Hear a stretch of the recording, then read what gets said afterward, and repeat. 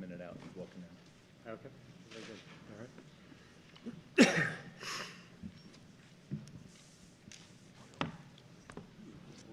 Yeah, sure are. Okay, well, it is 10 o'clock, and I think... Okay, welcome. Governor McMaster, honored guests, welcome to today's Governor's Summit. We're excited to share with you what the South Carolina Department of Veteran Affairs has accomplished this past fiscal year and our goals for the next fiscal year. Next slide, please. Please direct your attention to the agenda on the screen today, a very brief overview. And then now, we're proud to share a video that was produced by Montel Williams and was aired on Lifetime Networking, highlighting the department's accomplishments over the past year.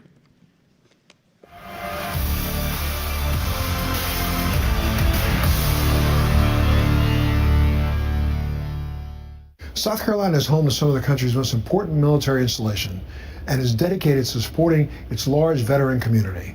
The South Carolina Department of Veterans Affairs, the SCDVA, is proud of those who have served and wants to help them as they transition into the next phase of their lives.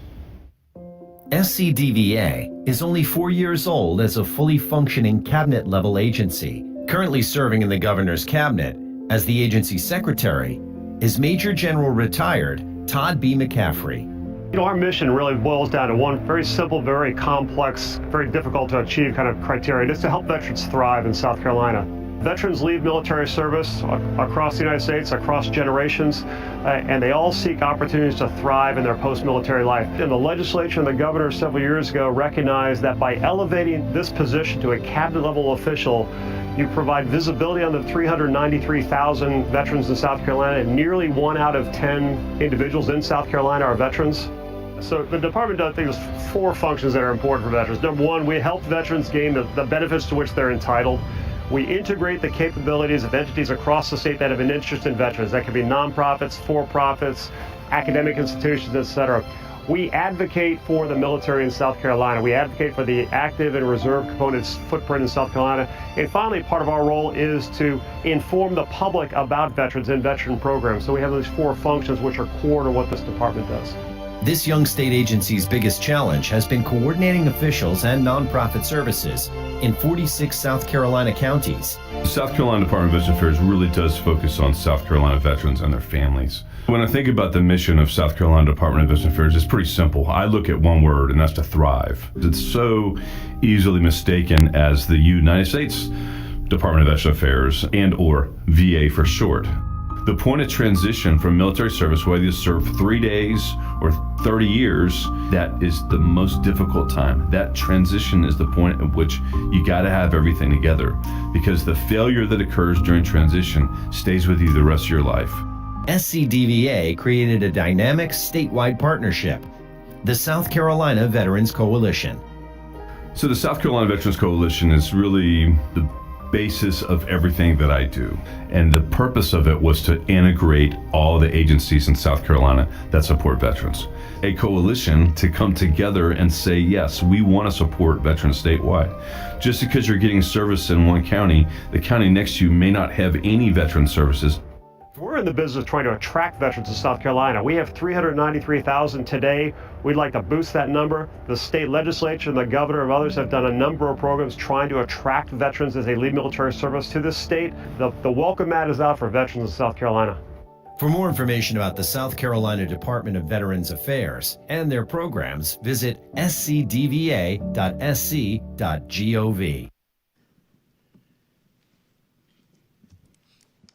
Okay, well, listen, thank you all for being here. I appreciate that. Next year, we're trying to get Oprah to do that. We have Montel this year, so we're shooting for Oprah next year. So I appreciate the team putting that video together. Hey, we're joined by a number of distinguished guests, some at the table who will be speaking, and many in the audience behind represented organizations across South Carolina and the federal government. I do want to just introduce a couple of folks here, some of our General Assembly that are here. Senator Tom Young, Representative Celeste Davis, and Representative and retired Command Sergeant Major Doug Gilliam are here from the General Assembly. We appreciate you all coming out and what you do to support veterans across South Carolina. We appreciate that. We're also, of course, joined here at the head table by the President of the Senate, President Alexander, and of course our governor. And as we get started, we're going to have a number of folks talk, and there'll be some dialogue and questions, and we'll kind of try to keep the on time, because everything's bounded by a little bit of time. Eventually, we'd start as a time on target, and we've got to kind of complete operations by a certain period of time as well. We'll keep our eye on that. But as we get started, I did want to offer President Alexander and then the governor an opportunity, sir, to make any opening comments you'd like to provide. Thank you, General.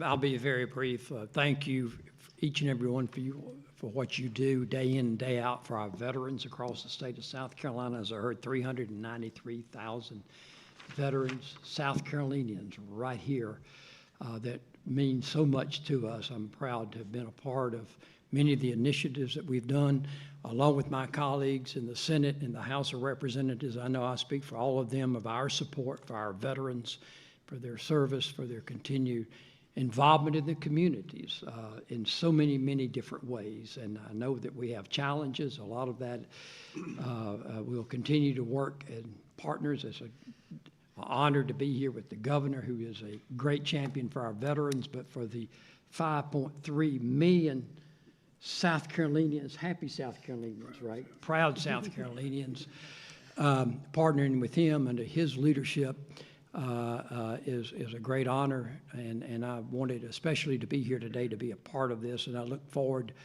to that dialogue today. So thank you for this opportunity. Thank you, sir, for being here. Governor. How much time do I have? Sir, you can vote the clock as long as you want. Well, I thank you, Mr. President, and all the members of the General Assembly and everybody else. The whole team is here. Everybody's on the field, and that's good. That's the only way to make it work. Just some brief remarks. We are our beautiful state with the more history, more consequential history than any other state.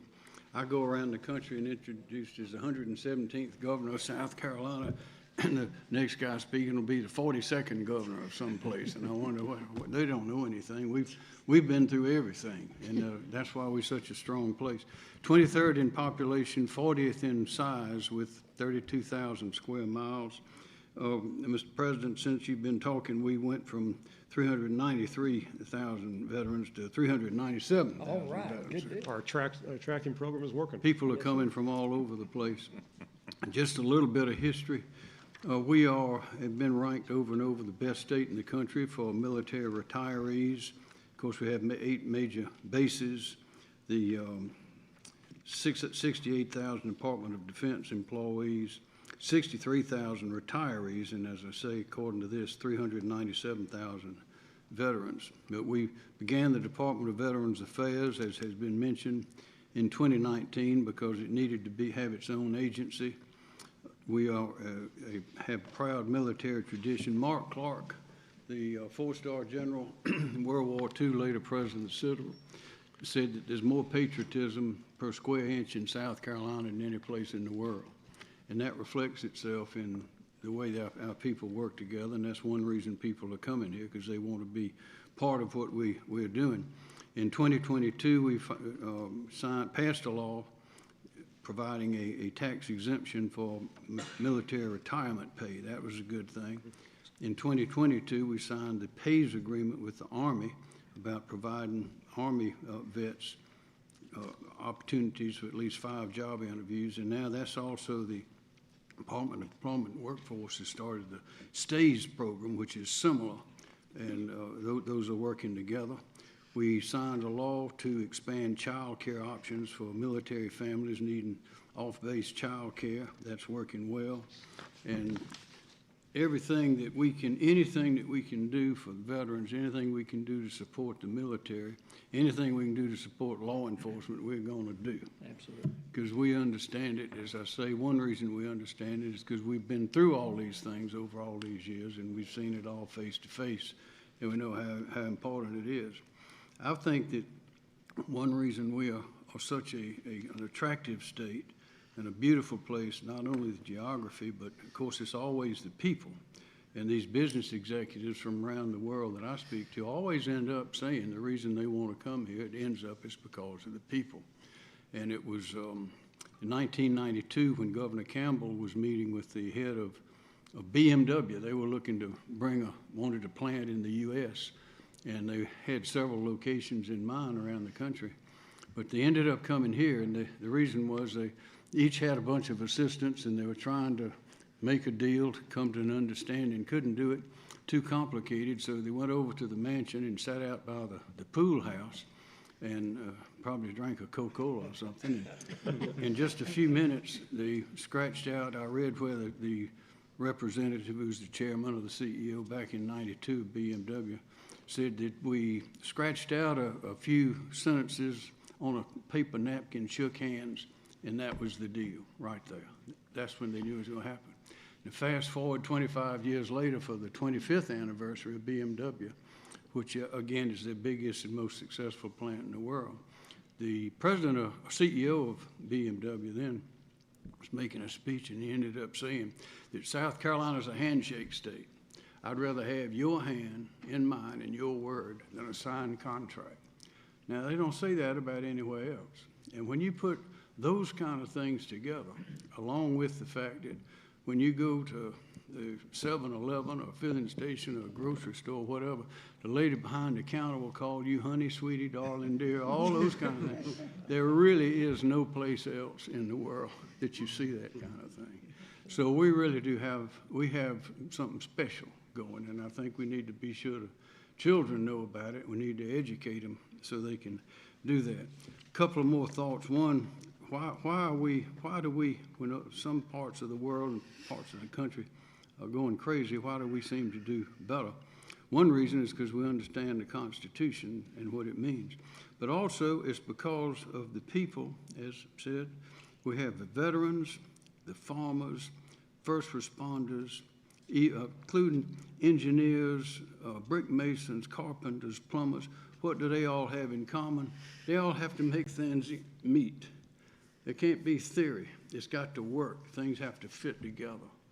And they've seen, all the veterans and the first responders have seen life up close and know how tenuous and how important it is. So that's what makes us different. So my message is the way that you make progress is you get all the people who know every angle of every problem, of every challenge, put them together, let them cross-pollinate, let them share information, communicate, collaborate, and cooperate, and it works like a charm every single time, and that is precisely, General, what we're doing right here today. And we need to keep on doing it. I don't believe there's another state in the country that has the opportunity that we have right now. And if we can provide good work and careers, and we can protect our beautiful environment, and we can educate these young people and re-educate the older people, there's no stopping our state. We're on our way to the top. So thank you very much, and let us continue. Thank you, Governor. Thank you. Ladies and gentlemen, Secretary Todd McCaffrey will now review the department's campaign design and our action plan summary, which outlines the goals our department worked on throughout the previous fiscal year. Secretary? Well, Governor, first of all, thank you, Governor, for your comments, and President Alexander, thank you all as well. You're absolutely right. This is about collaboration, and what you look at our mission statement, there's a couple words I'm just going to highlight. You know, we lead and enable a statewide coalition of partners, and what you see here represented from is, in fact, a coalition, and coalitions collaborate. So that's the fundamental issue of what we try to do. And we talk over what our mission is. When I talk to audience, I mentioned in the video, our real mission is to help veterans thrive. Thriving is an individually derived definition. Your definition of thriving and mine may be different, but fundamentally they really involve, we consider four things, that you consider yourself sound mentally and emotionally, you're satisfied the way within you are being treated, you're respected by your fellow citizens, and you're proud of your contributions to the state and the nation. And that's what we do to help veterans thrive in South Carolina. We do that, and if you look at the little diagram on the left-hand side and lower left, this house, if you will, four major functions that the department does. First of all, and many of you in this room do this, we're going to hear from some of you, Governor, we assist veterans securing the benefits to which they are entitled. And they are entitled based on statutory language that allows them benefits at the federal and the state level. That's an important component, but it's not enough. It's foundational to what you see on that diagram. We advocate for veterans, the military communities in South Carolina, and we try to be their voice here in state government and in other audiences, an advocacy role that we provide there. And then we, of course, inform the public about veterans issues, military issues in South Carolina. That's partly what this forum is doing as well. But finally, the most important thing we do is the top of this building here. It's the integration function. That's why we're all here today, is we try to integrate the capabilities of entities across the state, federal, nonprofit, for-profit, private sector, et cetera, to support veterans, to link together, to communicate, to maximize what you all do in support of veterans. That's why you're all here. We certainly do appreciate that. Next chart, please. I want to very quickly talk about, how we define success, because I think it's important. If they always said if you don't have a destination, all roads will lead you there. So we have a destination, and we break into three components. First of all, our fundamental role is we help veterans to thrive. As you see in that first bullet there, sound, satisfied, respected, and proud of their service. South Carolina is unique in the nation, Governor and President, in one of several states that has the strategic importance that we have. Areas like Joint Base Charleston, power projection platforms. 58% of the U.S. Army goes to basic training at Fort Jackson, South Carolina. The Marine Corps Recruit Depot, of course, trains half the Marine Corps. The bottom line is South Carolina is unique in both its service representation and its strategic impact to the nation. And so we want to do our part to highlight that and to continue to promote what this state provides strategically to national defense. And finally, and the governor, this is an interesting comment, but the governor talked about the numbers of veterans in South Carolina, 393, 397. We're going to talk some about that because that's a challenge, understand who our veteran population is. But one of the things we know we want to do is there are approximately 200,000 service members that transition out of military service across the nation every year. We want to attract as many of them as possible to South Carolina because veterans bring to the table three things that we think are rather unique in the workforce. Number one, they are inherently disciplined because of their military service. Second, they've demonstrated the ability of working on a team. They're team-oriented. And third, they've demonstrated through military service training the ability to be trained in skills and attributes they did not have before they entered the military. We submit that that's great raw material for any business, and we want to attract those folks to come to South Carolina. So as you see, these are the three end states we're trying to focus on here toward Governor. And what we're going to do here on the next chart, we're going to give the next 45 minutes or so, just go next chart. We're going to talk, and this is a bit of an eye chart, so I know the head table is that, and we're going to unpack these things. You don't need to read it here. Like any campaign plan, we've identified focus areas that we've oriented on this past year, from 2023 to 2024. We're, of course, now into fiscal year 24-25. But we want to do a review of kind of what we accomplished this past year on these 5 areas. And around the table, each one of these table leads is going to unpack these a bit and talk about them. And I'll just briefly comment. The first one, of course, is expanding the coalition. We'll talk about that is how we grow this coalition, this network, if you will, of folks that support veterans. We will talk about the scourge of veteran suicide, which remains endemic in the nation. It's an incredibly wicked problem set. We've got some experts here at the table who can talk about the process. We will talk about what we're trying to do in South Carolina to try to affect that problem. We will talk about how we work to improve veterans in underserved areas of the state. A large portion of the state, of course, is rural. There are unique challenges of veterans in those rural areas. We will talk about one of our major areas of helping promote the educational opportunities for military children. These 8 military bases in South Carolina are home to some 68,000 active service members and their families, and those folks didn't often have the choice in coming to South Carolina.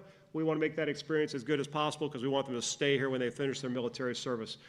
And we're not going to spend a lot of time talking here. We will at the end. We spent a lot of time this year, Governor, preparing for the transfer of veteran homes from the Department of Mental Health to the Department of Veterans Affairs. That process is underway right now. We have absorbed 4 of the 5 homes in South Carolina. We will pick up the last home in July of 2025. We'll talk about that at the end of the brief and unpack that some. So we're going to spend some time now, unless you have a question on this, working our way through each of these first four focus areas to help you understand what we've done and also to bring some of the expertise that's at this room and at these tables to bear at the discussion. Okay, Dave, back to you. All right, Mr. Governor, we're going to start the left 2 front tables for our focus area 1, which is expand the coalition. Next slide, please. The South Carolina Veteran Coalition expanded to encompass more than 100 organizations throughout the state. Veterans, transitioning service members, and their families can connect with these organizations at federal, state, and community level to help them with their needs. Thanks to the services provided by organizations, some of which are here today represented. Joining us now is Mrs. Paulette Dunn, who is the Upstate Regional Integration Officer. With her are Mr. Patrick Michaels with Goodwill Upstate Midlands, Anna Harris with North American Rescue, Mrs. Kylie Sutton with Rainy Day Fund, Mr. Craig Curry from Transitions, and Mr. Marlon Bodison from the South Carolina Department of Employment and Workforce. Mrs. Dunn and our guests will highlight the importance of how the partnerships within the coalition take care of service members leaving the military and the veteran community at large. Paulette, please. Good morning, sir. With each slide we share today, I'm just going to give you a broad overview. You'll note the focus area is at the top, listed at the top. Our performance goals outlined below the focus area, and then on the far right-hand side, you'll see several indicators: green, amber, or red. Green indicates that the goal that we have selected here was met or exceeded. Amber indicates progress was made towards that goal. And then red indicates that either no change occurred, or there was a decrease. And below that, you'll see insights gained, successes, and challenges. Based on our field research and feedback from our county constituents, we gather the information shared on each slide, including those three areas. We do this to ensure that we can provide ongoing service evaluation and program improvement. As you can see on this Expanding the Coalition slide, we've gained several insights. One insight was that we need to recognize as a department the importance of our partner organizations' business models and other platforms that they may use besides the coalition and that can potentially compete for usage. In addition to local organizations the CVAOs, our county service officers, use to assist veterans, the South Carolina Veteran Coalition provides our county offices with additional resources to assist veterans in their county. Successes here to note are there were 38 new organizations enrolled in the South Carolina Veteran Coalition this fiscal year. Our county service officers are using the system more frequently, and communication has increased with the county veteran councils and the county veteran engagement boards who utilize the coalition. Challenges certainly always still exist. Staff turnover at some of our partner organizations has created gaps in understanding the platform, which does tend to reduce referrals, at least in the interim, until new staff are hired and trained. Next slide, please. This slide shares enrollment into the South Carolina Veteran Coalition from October 2022 to July 2024. Statewide, 73 organizations signed memorandums of understanding, and there are, as indicated here, 108 active member organizations in the coalition. Next slide, please. This slide incorporates a snapshot of our county offices' enrollment in the coalition and the role they play in its success. We're able to support and better serve veterans and their families when working together, so county offices can focus on providing claims and benefits. Next slide, please.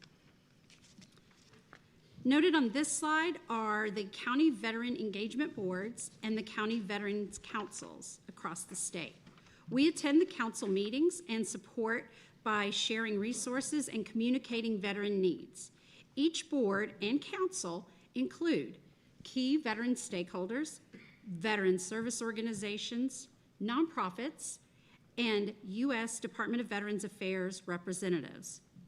Community veteran engagement boards, veteran engagement and advocacy councils all meet to support veterans in the community and serve as a voice for our veterans to the United States Department of Veterans Affairs. And lastly, organizations are considered for inclusion in the South Carolina Veteran Coalition, really based on community needs and availability of resources. The South Carolina Veteran Coalition offers local, regional, state, and national resources to serve our veterans. We conduct stringent research on each organization and commit each organization to a 72-hour response time.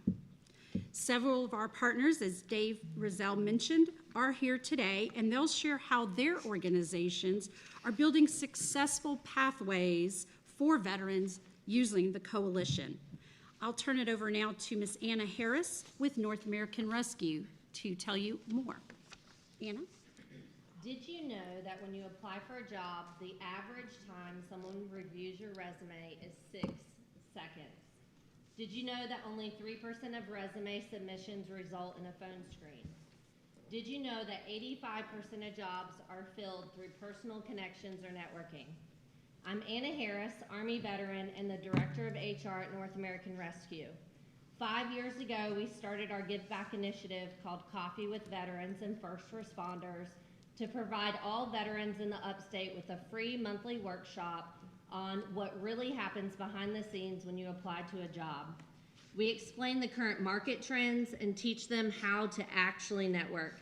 We consistently meet one Friday every month and host around 20 to 40 veterans on site, dozens online, as well as have over 200 active employers and community leaders who partner to help hire these veterans. We spend the first hour and a half teaching them, and the second hour and a half where these veterans, community leaders, and employers can network and have coffee together and begin that journey. They put what they learned to the test, and we use innovative, real-life approach, and we provide a lot of tough love. The coalition has allowed us the ability to continue to grow our initiative across the upstate with the potential of growth across South Carolina. We have recently partnered with Clemson to provide the workshop on site for all veterans on their campus. They live stream the workshop presentation, and then they break off and provide on-site networking. As we look at the future, we see the possibility of expanding this program to counties across the state who would like to use our model and provide this opportunity for their areas.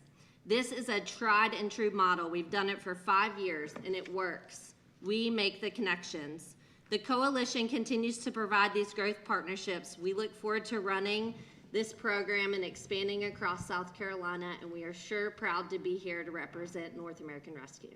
Hey, Anna, thanks so much. As you all come in, if you would, please, also, if you identify your organization, whether you're a nonprofit or working for the federal government or a state organization, that would help as well in terms of context where you fit in the coalition. But thanks for running that through, Anna. It was very helpful. That's awesome.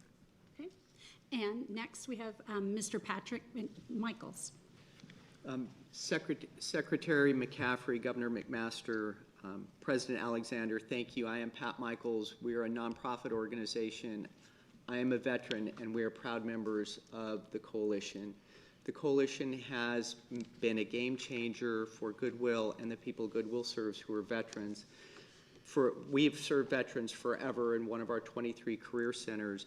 But what the coalition did is it pulled together a network, and so the things that Goodwill can't do or can't do well that veterans need, we now have a warm handoff with another organization that we have confidence has both the commitment and the competence to serve veterans with the highest level of quality. While we've served veterans in a variety of ways, they're mostly in career services. We do serve homeless veterans, and we have a program for homeless veteran reintegration program, which is funded by the Department of Labor, Veterans Employment and Training Service, DOL Vets. And through partnerships such as with the Upstate Warrior Service, Upstate Warrior Solution, and SC Works, we're able to make sure that the cracks that veterans can fall through are minimal, or the cracks that they might have fallen through are gone. And so we have a lot of respect for the level of effort that the South Carolina Department of Veterans Affairs put toward making the coalition a priority and put toward making sure that coalition partners have both the commitment and the competence to make sure that South Carolina veterans can thrive. Thank you. I have a question, please. Yes, sir. Sir, I think you said the department, is that the U.S. Department of Labor, did you say? Do they provide money? Yes, Governor, that's exactly correct. Okay, well, the homeless veterans problem is something we got to do something about. Okay.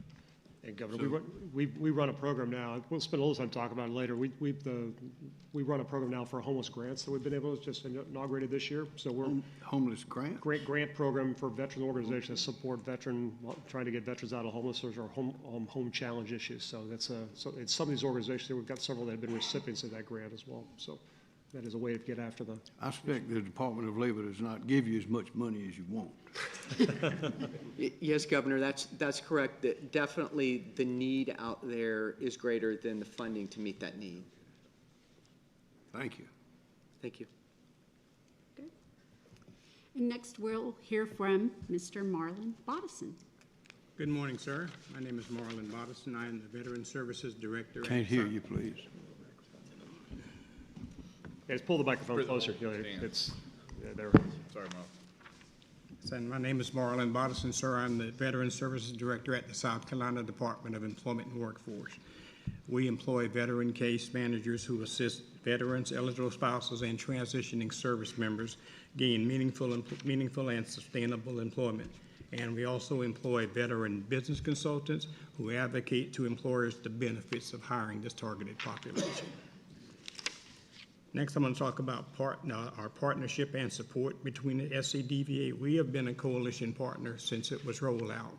And I talk to somebody at South Carolina Department of Veterans Affairs on a daily or weekly basis. We not only have a partnership at the working staff level, but Secretary McCaffrey and Director William Floyd do meet on at least a monthly basis. We continue to support each other. For example, SCDVA has been an instrumental contributor to our SCDU's annual Veterans Conference, of which Secretary McCaffrey participated in this past June. During our monthly coalition calls, we share current and upcoming events statewide and find out about resources that are available. One of the highlights I want to talk about is our partnership with SCDVA is the Palmetto Pathfinders program. Those veteran case managers that I mentioned participate in that program. We've got about 13 trained so far, and we have 4 lined up for training over the next 3 months. My assistant, Mr. Ryan Tolley, managed the Salesforce Combined Arms platform, and that's how we support Palmetto Pathfinders. So to your questions. Next, we'll hear from Ms. Kylie Sutton. Hello, everyone. My name is Kylie, and it is my honor to serve as the Executive Director for the Rainy Day Fund. Rainy Day Fund started actually here in Columbia by a group of public interest lawyers, social workers, and concerned citizens. Our mission is to remove the financial factor from access to justice by providing financial support and coordinating access to free legal services. Rainy Day Fund has been working with the Department of Veteran Affairs in some capacity since our inception in 2021. However, by formally joining the coalition, it allowed us to strengthen our support of veterans not only here in Columbia, but across the state. The VA reports that more than half of justice-involved veterans suffer from mental health disorders, substance use disorders, homelessness, or a combination of these things. The 2024 point-in-time count identified 132 veterans experiencing homelessness here in the Midlands area alone. It is particularly difficult for any single agency to meet all of the needs of veterans who are living at this intersection of poverty and legal system involvement. By working with the Veterans Coalition, it allows organizations like Rainy Day Fund to fill in these gaps between services and contribute to a holistic support network for our veterans. The coalition allows for a Rainy Day Fund to serve veterans in both direct referrals and through community justice clinics. Firstly, veterans and their family members can be referred to us through the Combined Arms platform for direct financial support. These things include emergency gap housing, transportation to court, transportation to rehab facilities, medical costs, court costs, and more. Secondly, Rainy Day Fund is able to use the information provided by this network to identify specific legal needs in the community. We tailor our justice clinics to the specific noted needs from our service provider partners. In 2024 alone, we hosted and coordinated expungement clinics, an identity documents clinic, a name change clinic, and a driver's license restoration clinic. Through these efforts, we were able to serve more than 450 individuals who had identified barriers to justice, with many of those being veterans and their families. Being a part of this coalition allows Rainy Day Fund to collaborate with this amazing network of providers and to provide resources that allow us to continue towards our mission with a holistic approach that combines that combines legal services with financial support. It allows us to ensure that justice stays within sight rather than remain hidden behind these financial barriers. We look forward to continuing this work with our first justice clinic that's tailored specifically towards veterans that's happening this year in November. Question, where is your office? The cool thing about Rainy Day Fund is that we don't have a brick and mortar. We've chosen to stay pretty virtual just to keep as much of the funding and the population as possible. We're volunteer run with one staff member. Our staff member is here local in Columbia, but we have partners across the state and a branch in Virginia as well. Okay.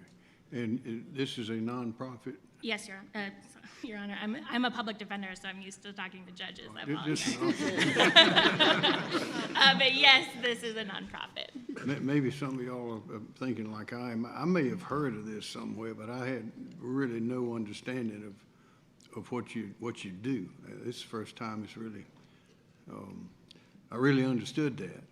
And I guess that's part of why we're here. Everybody here needs to know what everybody else can do.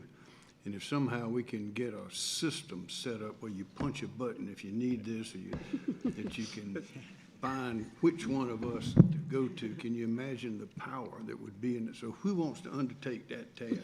Governor, I'll tell you, if you hold that thought for about 15 minutes, we're going to address that question in real time. So you may. It's hard to hold such a thought. I thought you was volunteering, you raised your. No, I was. We're going to show you exactly how that works, because that way we connect these organizations, each one of them, to do that. That's a key part of how we operate. How many folks here knew all of what she just said? There you go. Yeah. Okay, we will fix that, right? Yeah, which President Council? Yeah, can I do a follow-up question? Please. Yes. Absolutely.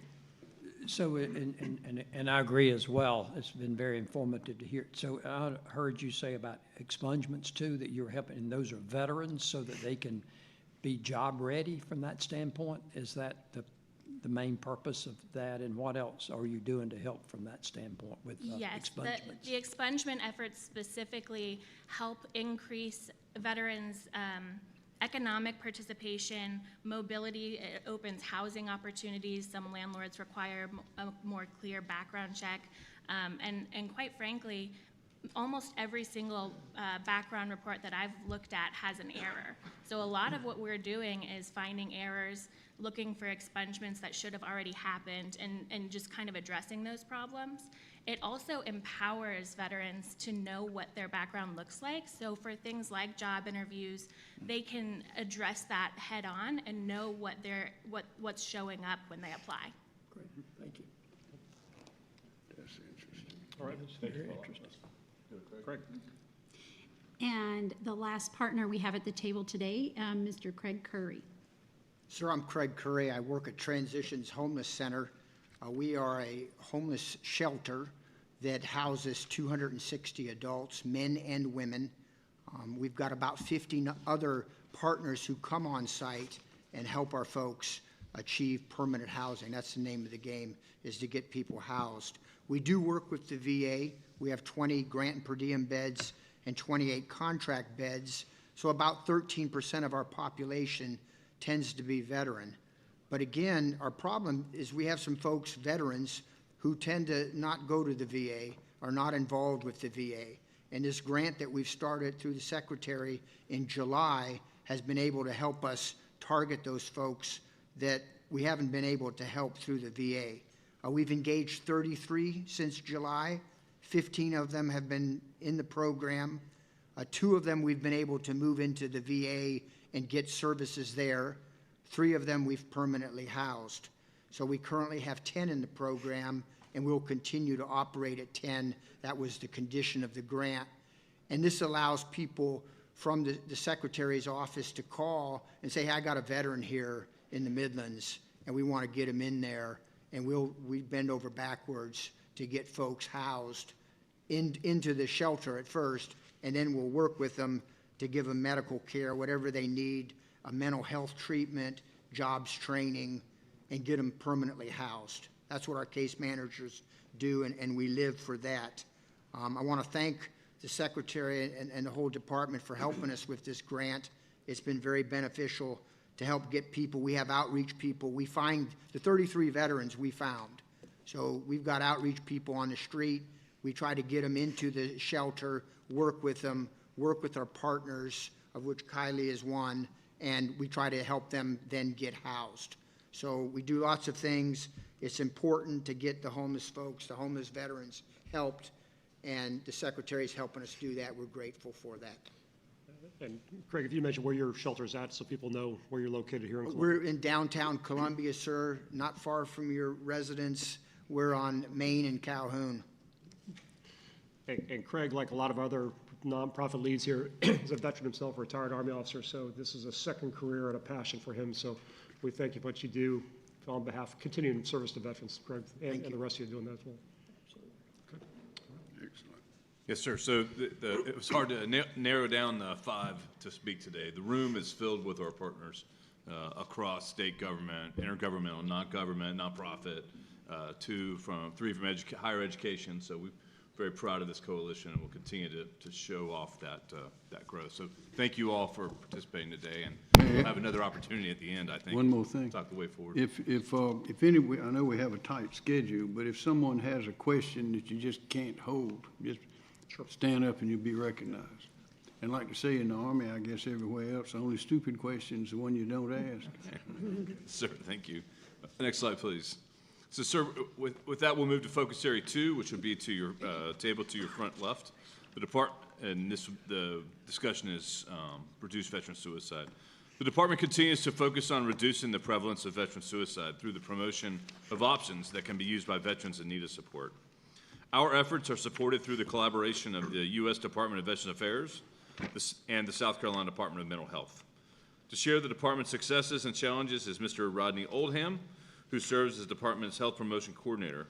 Joining Mr. Oldham is Dr. Hugh Myrick from Veterans Integrated Services Network 7 and Dr. Peter Warren from the Columbia Veterans Affairs Medical Center. Rodney, turn it to you. Good morning, everyone. Good morning. In 2021, the U.S. Department of Veterans Affairs from the National Suicide reported that there were 6,392 veteran suicide deaths nationally. That's 114 more than there were in 2020. And out of that 6,392 veteran suicide deaths nationally, 122 of them were here in South Carolina. And so I just wanted to, I know those numbers are big, but wanted to throw that caveat as well that the data that's being reported from USDVA usually lags about 2 years in duration. So also wanted to share that the national veteran suicide average rate is 33.9 per 100,000. Here in South Carolina is below that national average with 31.3 per 100,000. And so some of the insights gained that we know that we have to continue to do a better job of public information campaign is needed in helping to not only promote the veteran suicide prevention efforts that are out there as well, but let people know of the services that are and resources that are available to our veterans. Some of the successes and part of that involve our lethal means safety, in that all 46 counties, county veteran affairs offices have gun locks available for not only themselves but their family members upon request. And some of the challenges that we continue to deal with here, not only from the state side, the local as well federal, is dealing with the efficacy in assessing the suicide prevention methods. And so from that, if you will, can you go to the next slide, please? So one of the ways we try to get after that, sir, is normally with our Ask the Question campaign. And the Ask the Question campaign encourages organizations to ask their clients if they or their family members served in the military and help them connect them to resources and services that are tailored specifically to meet their needs. And so we just want to take a moment, as you can look on the screen there, sir, you can see that the over 30 different partners here that collaborate with us in that effort. And I just want to take a moment here to acknowledge a few partners that are here in the room with us. One of those partners is the North American Rescue, Harvest Hope Food Bank, the Big Red Barn, Trident Technical College, Coastal Expeditions, and ECHO. So with that being said, I just wanted to give an opportunity here for Dr. Warren and Dr. Myrick to provide any commentary from the federal side. Absolutely. Hugh Myrick, the Business 7 Chief Mental Health Officer. And Pull it in. this one live? Yep. All right, we're good. Thank you for the opportunity. As you all know, suicide prevention continues to be a top priority for VA. Multiple national, local initiatives, and I could spend my whole time just talking about those. But we know the data supports that if a veteran is in VA care, there's a reduced suicide rate. So this really speaks to the fact that we need to attract veterans to the VA. They've earned that right, so we need to attract them into our VA. So how do we do that, especially our younger veterans? So we need to have great access, we need to have great quality of care, and we need a partner. We cannot do this alone. We figured this out a long time ago. We have to have these partnerships. So in South Carolina, in terms of access, the Mission Act set a standard of 20 days for new patient access. I'm proud to say that both of our VAs more than meet that. Charleston right now is around 18 days and Columbia at 14 days. Those of you who try to seek mental health care outside the VA know how long it takes to find someone to see you. So we actually are getting people in quite quickly. We have same-day access also at all of our different locations. In terms of quality, multiple indices find that we provide incredible quality at both of our medical centers. In fact, last year, the Charleston VA was #1 in hospital compare in this state in terms of quality of care and patient satisfaction. So #1 in the whole state hospitals. And lastly, partnerships. 2 years ago, we began hiring community engagement partnership coordinators. These are people, their whole job in VA is to go out, create coalitions, join coalitions, and partner. Also, our suicide prevention coordinators have been required to do at least 5 outreaches per month. They provide SAVE training, educational lethal means safety, et cetera. Happy to report that this year so far, we've done over 540 outreaches and been part of 72 coalitions. But the coalition I'm most proud to be a part of myself is Mission 85 right now. We were just there last week in Charlotte. It's a Vision 6, Vision 7. It's essentially trying to create this super coalition along the I-85 corridor. The secretary was there. We have other partners in this room that was there. It's public, it's private, it's nonprofit. It's about trying to create this seamless continuum of care for our veterans. So in terms of just specifics on suicide prevention, I'm going to turn it over to Dr. Warren, who's our Vision 7 suicide prevention lead. Good morning. Thank you for the opportunity. Dr.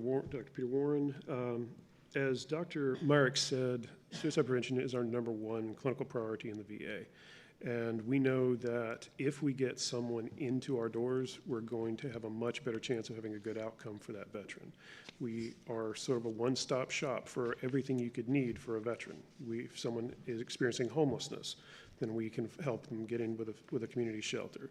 Homeless veterans are something along the lines of 80% more likely to die by suicide within the onset of homelessness. Justice-involved veterans, also much higher risk.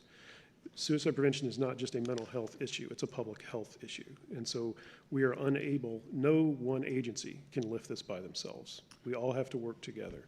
And so community engagement and working towards alleviating social determinants of mental health and suicide are one of our top priorities. Some of the collaborations that we've had with the Department of Veterans, with the South Carolina Department of Veterans Affairs have resulted in extremely promising interventions such as the Palmetto Pathfinders program, which is, to be frank, just a wonderful program. And with regard to lethal means safety, that is one of the things we know that can save lives. Safety planning, making sure that we put time and distance between the thought of ending one's life and the behavior that results in one's death absolutely reduce suicide rates. And so handing out gun locks is one of our most effective ways of reducing suicide risk. And I'm very happy to say that the 2 VA medical centers in South Carolina, Charleston and Columbia, combined have distributed over 5,000 gun locks to veterans, families, and community partners, including South Carolina Department of Veterans Affairs, South Carolina Department of Mental Health, private practices, hospital systems. Those kinds of efforts make a difference. And if we can get people, as I said, if we can get people into the door, then we go a long way to getting people better outcomes. And Governor, I want to highlight also, just to reflect the partnership, we've got the Director of Business 7, Dr. David Walker, is here from the federal side from Business 7, as well as both of our medical center directors. Dr. Scott Isaac from Charleston is here. I saw him walking in. And then, of course, Mr. Oscar Rodriguez, the interim director at Dorn, is here. So we maintain a very close collaboration with both the Veterans Health Administration, and we're going to hear from the Veterans Benefit Administration as well on the federal side. So this linkage of the state to federal is key. And this is an issue, of course, that's one that is challenging across the nation, and it is described as a wicked problem set is an understatement. It is an incredibly complicated issue because it's so hard to show efficacy to demonstrate that something you did resulted in somebody not doing something. Proving the negative is incredibly hard. So it's always a trick to, say, and it's further challenged by the fact that data lags by 2 years because it's such a complex data set nationally. So we're looking at data from 2022 now, even though it's 2024. Next year, we'll look at data from 2023. So this is a problem set where everybody's got their shoulder to the wheel. The challenge is pushing on the same wheels. So, but thanks for your comments, both of you. One question. Yes, sir. I'm looking at, I think, someone said the national suicide rate among veterans was 31.3. 31.3. That's not that's 31.3 per 100,000. Per 100,000. Okay, so that's not a percentage. That's No, a, no, sir. Okay. No, sir. What is the suicide rate for all Americans? Nationally, sir, it is 33.9 per 100,000. So South Carolina is a little bit below the national rate for non-veterans and below the national veteran rate as well for both those. Yeah. Yes, sir. Rules of small numbers, though. It's a small change. Okay. Thank you. Okay, thank you. Dave? Moving on. Yes, thank you. And just that everyone knows that the VA is our first referral. As they provide such great support. Next slide, please. Now we'll shift our attention to the table to your front right, sir. This would be focus area 4, improve educational opportunities for military children.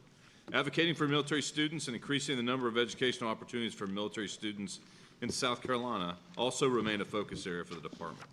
The Director of Military Affairs, Mrs. Sandy Claypool, is here today to share successes and challenges from the past year on improving educational opportunities for military children. Joining Mrs. Claypool is Dr. Kim Priester, South Carolina Military Interstate Children's Compact Commissioner, and Mika Childs, the Director of Education, Choice and Family Engagement for the South Carolina Department of Education, and Chris Neely, the Superintendent of the South Carolina Public Charter School District. Welcome, Sandy. And if you would, Sandy, pull the mic way forward so we can hear all of you. If you would do that, please. Thank you. Is that better? Even closer. Closer. Got it. You can, it's like karaoke. Maybe not. All right. Schools are one of the first things that military families look at when they receive orders to move.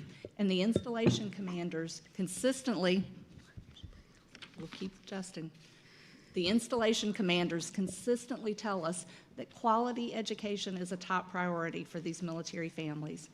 With that in mind, we decided focus area 4 would be improving educational opportunities for military children, and we looked at 3 goals. The first, we tracked the number of alternatives to traditional public schools, which would be charter, virtual, and magnet schools. That number went from 296 to 300, exceeding the goal. The second goal was to increase the number of Purple Star school districts. Purple Star schools provide support for military families.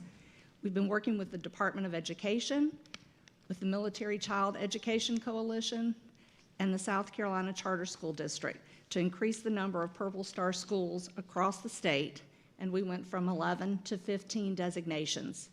13 of those are traditional public schools, and 2 are charter schools. And third, we tracked the percentage of schools around military installations scoring higher than the state average for English language arts and for math. That number remained at 50%. We learned that charter schools are great options for military families, but the timing of the lottery for admission to charter schools comes before most military families find out that they are moving. Making this process easier will benefit charter schools, military-connected children, and help enhance South Carolina as a station of choice for service members and their families. Chris Neely from the South Carolina Public Charter School District will discuss the connection of charter schools and military families. Yeah, thank you, Sandy. Governor, it's good to see you.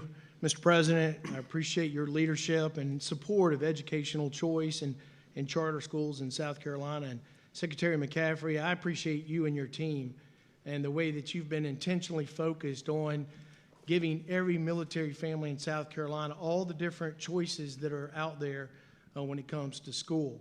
The South Carolina Public Charter School District is unique. We're the only statewide school district by name authorized and created by the state of South Carolina. We're partnered with the South Carolina Department of Education. We appreciate Superintendent Weaver and her intentionality behind including military as one of the focus areas for the Department of Education. But as a statewide school district, we're unique in that we have the honor of serving all military families in the state. Our district lines are those of the borders of South Carolina. So we have every military installation, all reserve centers, and all National Guard armories located within our district lines. And of course, we have all military-connected children and veterans' children and grandchildren. So it's an honor to serve those families. As a former military child and the father of 3 military children and a veteran, I appreciate what this department's doing. And I appreciate the fact that there's such a focus on education and charter schools. Sandy mentioned the difficulty that a lot of military families have when they get assigned to the state. They've missed an opportunity for the charter school lottery. In the law, charter schools have to hold a lottery for the open seats within our public charter schools around South Carolina. And unfortunately, a lot of our military families missed the lottery. I'm hopeful, Governor, that you and the General Assembly will again this year, this next session, advocate and support the Military Child Preference Bill so that military families, when they get their assignment, they will know that their child will have an option of a charter school when they move to South Carolina. Short story. Last year, I had the opportunity to be an observer of one of our school's lotteries, Liberty Steam Charter School in Sumter, South Carolina. They're partnered with Shaw Air Force Base and their base commander. And that night, they had a big electric board where it showed all the seats that were being offered electronically to all the families that had applied around the world. And these families were accepting from Germany and from South Korea and Alaska and California and Colorado, everywhere that you can imagine where there's military personnel stationed. And it struck me that night that military families want to be in this state. They want to be a part of a great school like a Liberty Steam Charter School, but unfortunately, many of them don't have the opportunity in some of the communities in which they're going to serve.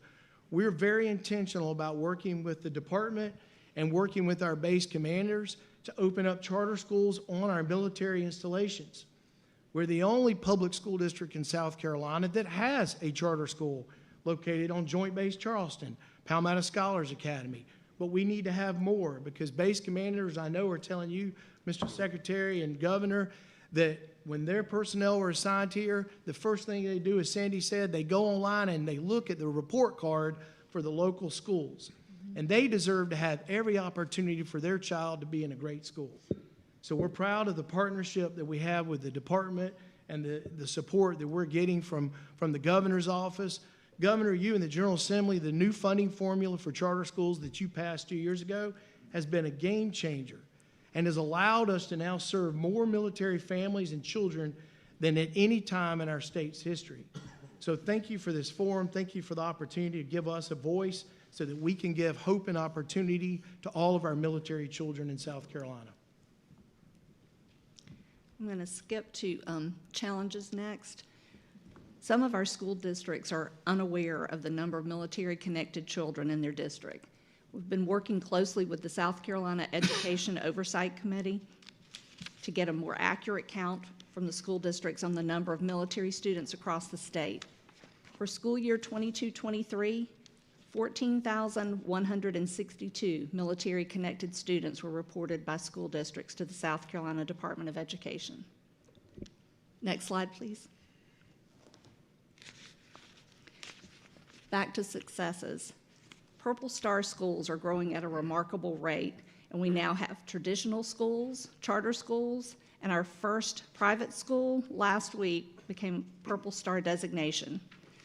This map shows the Purple Star districts around the state as well as the National Guard dependents by school districts. Mika Childs from South Carolina Department of Education will share some information on the Purple Star program and education for military families. Thank you. Again, my name is Mika Childs. I'm the Director of Education Choice and Family Engagement in the South Carolina Department of Education. The South Carolina Department of Education awards schools and districts across the state in support of the military families in South Carolina. The Purple Star designation recognizes a significant commitment to supporting military-connected families and students of servicemen and women.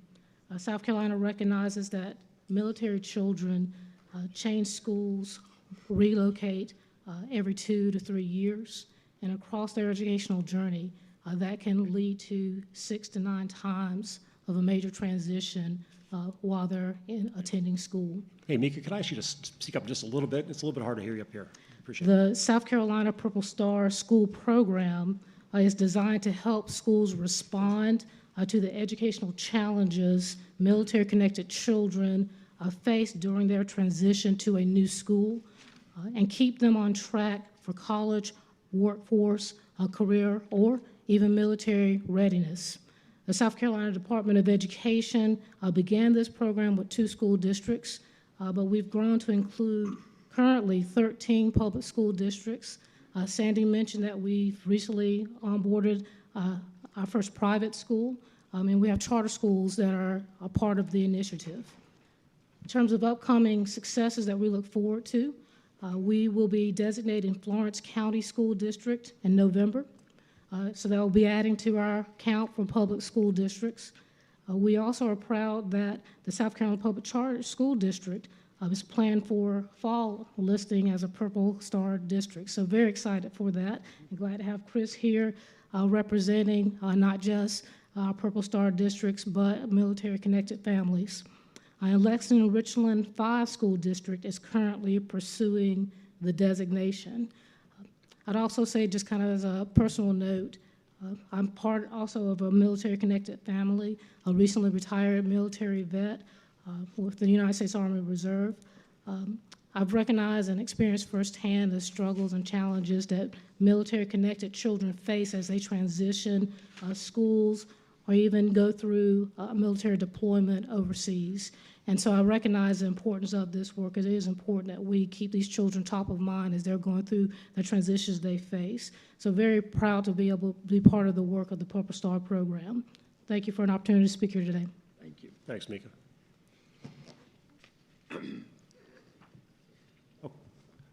Governor, I would comment that one of the things that Superintendent Weaver's team has really done, I think it's important, is they've recognized Purple Star has largely been focused around our active duty military bases.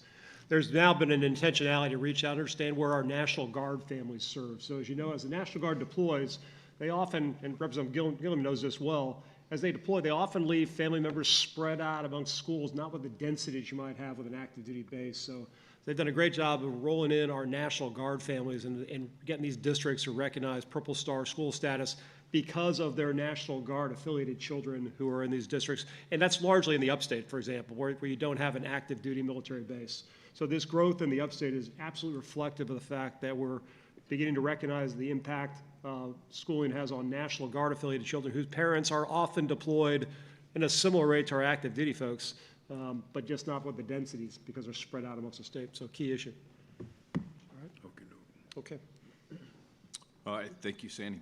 And we'll move one table to the right and move to Focus Area 3, Improve Veteran Services in Under-Resourced Counties.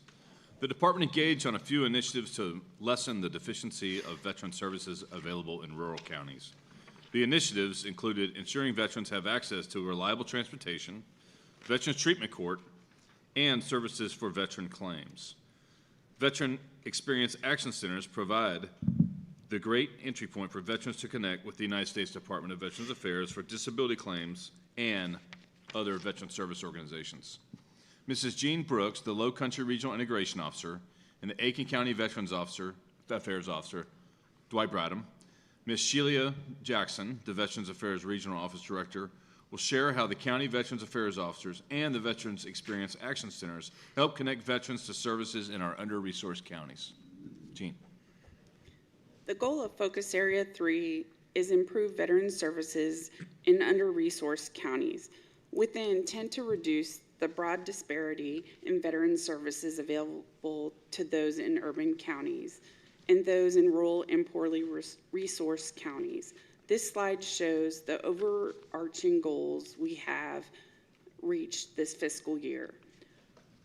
Our work in this area gave us insights on how to improve access for veterans to services in rural counties. For example, rural county Veterans Affairs offices like the one in Calhoun have limited resources to support a full-time county Veteran Affairs officer.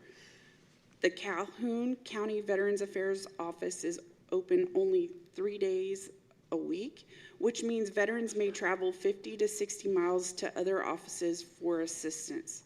A lack of transportation options to take veterans to their VA medical appointments is another barrier for veterans in rural counties, highlighting the importance of partnering with organizations at county and state levels.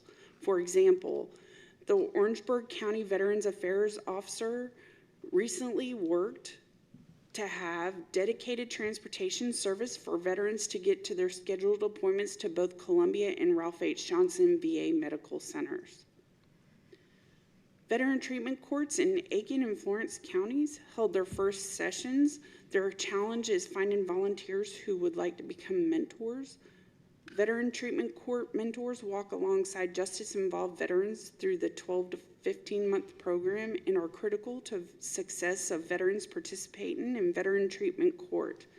One of the longest operational veteran treatment courts in South Carolina is in Charleston.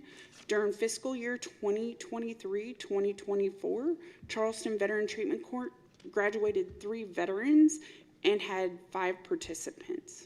Next slide, please. This next slide shows County Veteran Service Office who have 2 or more full-time employees in the darker hues, 1 full-time employee in the lighter hue, and then only an executive assistant in the lightest hue. Next, I would like to hand over to Ms. Sheila Jackson. Thank you. Governor, Secretary, President, I can't tell you how blessed I feel to even be here to speak to you as your regional office director. I came to South Carolina 16 months ago as your regional office director, and I will tell you that everything you say about South Carolina is absolutely true. It is marvelous. You have gotten me. I'm a 20-year retired veteran, and yes, this is the most veteran-friendly state that you have here. Testimony to all of the partners that's here. Why I feel particularly blessed is the coalition that you see here is not just giving you briefings. We actually have done 274 events, claims clinics together. Now, there's been more that's been done, but 270 where you have the Veterans Hospital, you have the county, the state, and everyone collaborating to bring to rural veterans, as she was mentioning, these benefits and opportunities that these veterans deserve, but if they don't have the information readily available to them, it's first-time veterans that's never filed for any of their benefits. They're coming and they're bringing their spouses. Last Thursday, we were just in McCormick in the Low Country, saw 76 veterans that age was approximately 60 years old, but their spouses sitting next to them asking the questions. And these claims clinics of the collaborations of the counties that we are doing, county, state, and federal, together making sure that there's a one-stop, as you mentioned earlier, wholeness that the veteran is getting throughout these events. So the collaboration partners that you see here and why I was so blessed to come here and be able to be a part of this is it's not just a speech. They have their sleeves rolled up and very focused and serious about bringing information and benefits to veterans that they deserved. And strategically, of course, the federal aligns right with the state initiatives. First thing that happened to me, Secretary McCaffrey met at my regional office, let me understand what the strategic plan was for the state, found out that the federal, yep, we align perfectly with that, and we've been busy getting after it from last year, June, to currently. That is the time frame that these 274 clinics together have been. One other thing, don't have a map to show you, but in this transitioning part, one of the initiatives is to keep veterans transitioning out of these 8 bases, keep them here in South Carolina where I have witnessed the benefits that the state brings. We had a map federally that has a warrior transition program called WARTEC. That WARTEC program is in Georgia, Fort Stewart. It's in a lot of the bases across the country. But there was in 8 bases that we have here, the program was not here in South Carolina. Last Tuesday, rather the 27th and the 28th, down in Beaufort, the county representative was there on the Marine base. The state director here, Tim, was also there telling transitioning veterans about this program, and we presented. The program simply, sir, is like a skill bridge program, but what it does is guarantees a federal job, not at the entry level, at the GS7 level, that guarantees a promotion upon success to the GS10 level. So functioning here, the regional office director is telling them, hey, transition, stay in South Carolina. I'm a witness, best thing since sliced bread. And so we're asking them to, okay, I'm getting a little excited, sorry.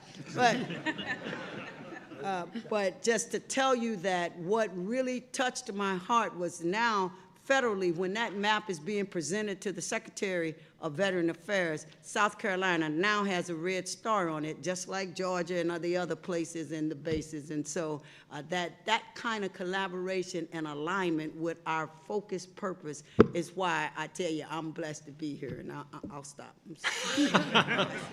Thank you so much. Yes. Okay. Next will be Dwight Brad. Match that, Dwight. I've got to follow this? Thank you, ma'am. No, and have an opportunity. Gentlemen, I'm Dwight Brad. I'm not only the Aiken County Veterans Affairs Officer, but I'm also the president of our South Carolina Association of County Veterans Affairs Officers. So I represent all of the members of our association here in South Carolina. Again, I can tell you, having seen from what Director Jackson and her staff have been able to do to get out into the counties has been a huge win for helping us. And that kind of gets into a point of what I want to discuss a little bit.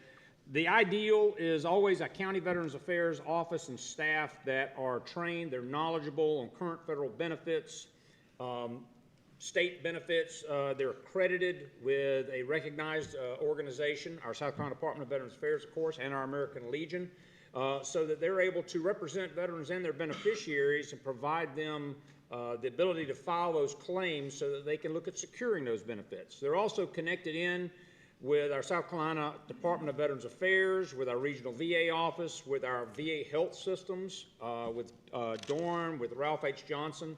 For us here on the west side of South Carolina with Charlie Norwood over in Augusta, Georgia as well. They're also able to assist our veterans locally in crisis through recommendation of resources at the local, state, and national levels. We also try to get out there and support county community events to help increase awareness for our veterans. And of course, overall foster a favorable climate where our veterans can thrive and be recognized. Now, where we encounter the challenges, and as the slide is also showing here, is the proper resourcing for some of these county offices, not only to ensure that they're properly staffed so that they can support the veteran populations in each of those counties, but they're also able to conduct outreach to reach out to those veterans and beneficiaries. I can speak from personal experience of going into a nursing home to help a veteran file claims. I walk out of their room and there's 3 more veterans or spouses of veterans that are standing in the hallway waiting to talk to me. It's like, hey, the VA guy's here. I didn't even know that they were going to be here. And so we're finding these veterans every day coming out of the woods. They're coming from underneath the rocks that were here, but because they're not aware, they're not connected, that's always a big concern to try to make sure. So again, through this overall communication support that we have going on, we are able to do some good things out there. But again, the issue we're really encountering for our veterans is going to be in those rural counties when it comes to proper staffing and resourcing. We had House Bill 4640 that was introduced during this past session. That was designed specifically to looking at allocating additional funds that could support, at a minimum, 2 full-time staffers in each of the counties. Unfortunately, it wasn't able to make it across and get it to the governor's desk so he could get it signed. But we're hoping that that will be reintroduced at our next session with the opportunities for us to continue to move forward and look at funding. Last thing I do want to talk about, and again, is the veterans treatment courts are growing and we're expanding them across the state. We're finding those opportunities to really engage with those veterans that may be embroiled in the judicial system, but through these courts, the opportunity for those charges to ultimately be expunged upon successful completion of the program. The biggest issue that we're encountering there, again, is if you don't have fully staffed individuals in those county Veterans Affairs offices, it's hard to conduct the outreach to find those veteran mentors that are now able to support those individuals that are enrolled in those VTC programs. So those are some of the challenges that we're seeing. The nice thing is on the success side, I don't want to leave us on a sour note, but the rapport with our different veteran service organizations at the local level. They also support outreach through the networking that's developed at the county level. We're really able to reach out to all of our different veteran service organizations.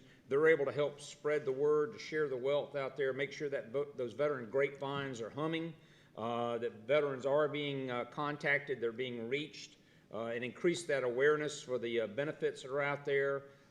It helps promote veteran awareness at the local community level so that the civilian population is recognizing our veterans, which of course also includes with our businesses, identifying the value of veterans within the workforce, the skill sets that we bring to the table, providing incentives for them, and then of course on the higher education sides as well through student veteran associations on the different higher education campuses, and then through scholarships and GI bills. So we are having successes out there as we go, but again, if you're one person in a county Veterans Affairs office and you're only staffed or funded to be able to support it 3/4 time, or in some instances less than that, it can be very, very difficult. So any support that could be gained not only through legislative means, but through support at the state level will be very, very appreciative as we go. Hey, Governor, when I asked Dwight, thank you for that. And if you're a county officer, we've got a number of county officers present here in the audience. Just want to highlight these folks, Governor. We've got county officers in these 46 counties, and they really are dealing with our veterans day in and day out. So if you're a county officer, just stand up real quick so we see where y'all at. A whole bunch over here. So you can see what.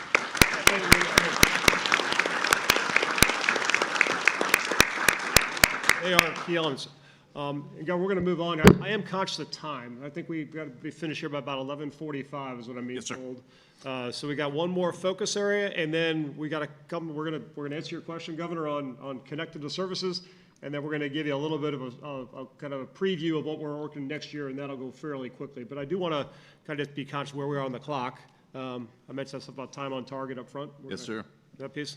But then I'll let you transition to our final focus area, and then we'll go from most important subject, Governor. We get to talk to some actual veterans here. So, as you know, next slide, please. You've watched this grow in the last 3 years that we've briefed this, the Palmetto Pathfinder program. We're getting statewide coverage. Our Palmetto Pathfinder program expanded considerably this year, Governor, with 221 volunteers trained as Palmetto Pathfinders. We've maintained 126 who were active throughout the year. Our trained Pathfinders include veterans from County Veterans Affairs officers, who you just met some of them, South Carolina Department of Employment and Workforce. Thank you for that continued support. The United States Department of Veterans Affairs and community groups represented here and across the state. During the past fiscal year, Pathfinders have assisted 185 transitioning service members, veterans, and families in South Carolina. Please direct your attention to the front of the auditorium for a short video that highlights the work of one of our nonprofit partners who are active in Pathfinder management. And Kara is here today, but you'll hear from her on the video. The video describes the work as part of the South Carolina Veteran Coalition. They are also one of our Pathfinders that create referrals And then I'll turn it over to the right front table here where Ms. Jade Berkeley, the PD Regional Integration Officer, will introduce you to those three fine veterans who can describe the Pathfinder program through their own experiences and the right decision they made to stay in South Carolina. Play the video, please. Project Victory Gardens is a nonprofit that Matt and I established when we got out of the military. And what we realized was that there was a huge population of transitioning service members that wants to farm. They want to get out there on the farm and actually do it themselves. We transitioned to really focus on the agricultural education piece for transitioning service members, military veterans, and their families. We want to help change the image of the veteran to somebody that is thriving. We also think that catching them as they're transitioning out of the military, we're at a kind of a crucial point in their life and in their transition from the service, that we can help them become a thriving veteran and help them choose the path that's going to lead them upward instead of downward. We have been part of, the South Carolina Veteran Coalition since kind of the very beginning, and it's been a wonderful relationship. So it's important for us to be able to take the veterans that we work with and refer them to any other organization that might be able to fill needs that we just aren't able to fill. So I'm so excited that we were able to come out to Growing Green Family Farms today. Nathan and his whole team have been great partners in the work that we've done through the DoD Skill Bridge, and then the Farmer Boot Camp program that we do. We bring them here as well. The key thing is it does take a team effort to work as a farm. And this is where it's been really neat to be able to participate with Project Victory Gardens through the DoD program, as it has provided some employment opportunities for them after the program. But in addition to that, labor for farm is hard to come by. But we have found that the work ethic of these individuals is off the charts. And this isn't something that is easy to find. So this has been of just wonderful benefit to our farm, and we hope it is mutual to each individual that comes here as well. Project Victory Gardens definitely made sure that we, in our program and our internships, we were thriving as individuals and as, interns, because they were there for every step of the way. Everything that we needed, any questions that we had, they were there to answer them because they've already done it. And that's very important for military, because no one understands the military transition like another military member. I completed a 4-month internship with Project Victory Gardens. Got to work with animals and plants and got to see what a business could look like for me. That experience made me feel confident to pursue farming more. So my transition, it had its bumps. Just coming out of that unique culture into this world, civilian world again, you really need to find your place. And for me, that was really important, was finding where I belonged. Being able to do the internship kind of confirmed for me that, yes, this is what I want to do. This is where my heart is leading me. There's a lot of opportunities out there. You can go back to school with your GI Bill and really figure out what it is that will make you happy. And people will respond to that. You will have great opportunities and great success, because there is a whole group of people out there rooting for you. And the South Carolina Veteran Coalition is there with you each and every step of the way, regardless of what path you take. I'd like to, Kara, would you stand up? I'm not sure Matt is here. So this is the star of the show here, Governor, with her nonprofit that she and her husband Matt work up in the upstate. It's a great organization, and we're proud to partner with them. So Kara, thanks for what y'all do. And thanks for rocking Clemson today. I see that too. So. Yeah.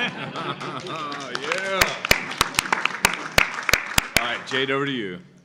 Good morning. At this time, we will highlight Pathfinders across the state and introduce veterans assisted by Pathfinders. Mr. Joseph Lopes. Good morning. My name is Joseph Lopes. This time last year, I was notified by the medical personnel in the Army that I was no longer fit for duty after serving 12 years, deployments to Iraq and Afghanistan, and I was crushed. I was told I'd be out of the Army in 6 months. So I had to get my stuff together and figure out what I was going to do after the Army. I grew up here in South Carolina, and I knew I wanted to come back here. That's where my family is, and I'm proud to be a South Carolinian. I graduated from school in South Carolina, and I wanted to come back. What I found out was tough was trying to find employment in South Carolina. And in that 6 months during my transition, I applied close to 50 jobs and got 3 interviews. And of those 3 interviews, I had no offers. So I had to do some research, and I reached out to Jade Berkeley to my left, and she told me, hey, you're going to be all right. You're going to come back to South Carolina. We're going to get you a job, and you're going to be successful. And I needed to hear that because I was losing some hope. Right around the same time, I was told that I was being medically transitioned out of the Army, and found out my wife was pregnant, so that put an extra, a little extra pressure on me. So through Jade, she would weekly send me, hey, apply to this job, and it was jobs I didn't even know had openings. I was looking on all the sites and state sites and everything, and I ended up applying to a job at Coastal Carolina University in Conway, and I told Jade, hey, I applied to this job. It's definitely out of my wheelhouse, but I just want to let you know I applied to it. I know it's a state position, and she gave me a point of contact at the college, Mr. Randy Burke. And I just shot him an email. Don't even know the guy. And he called me, talked to me for half an hour about the school, about how he's a veteran, and how he would love to have me on his team, but he didn't have the funds in his department. And believe it or not, I ended up getting the job at Coastal, and I really believe it's all because of Jade and the work that she did, and the confidence that she put into me that I would be successful. And I'm very thankful to be here today and share my story. And yeah, thank you. Thank you. Mr. Raymer.